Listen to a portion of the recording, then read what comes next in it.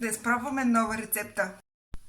Имам останали яйца от Великден, така че обелих ги, сложих 2 яйца. Добавям една чайна лъжичка какао. Ще сложа една лъжица сусамов тахан. За сладост може да сложите една лъжица мед, но аз ще заменя с форми. 4 форми, които предварително съм обелила от люспата и съм махнала костилката. Добавям и 50 мл прясно мляко. Всъщност може да го замените с бадемово мляко или с вода и пасираме. Да видим как ще се получи. Ето го кремчето.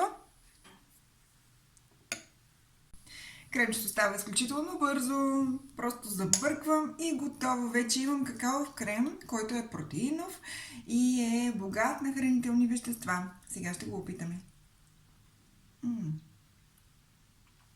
Вкусно е. И формите дават един много приятен сладък вкус. Мисля, че се получи много добре. Така че ако искате, пробвайте. Ще е за закуска, за следобедна закуска или когато искате някакъв десерт, който обаче да е балансиран и да е по зоната.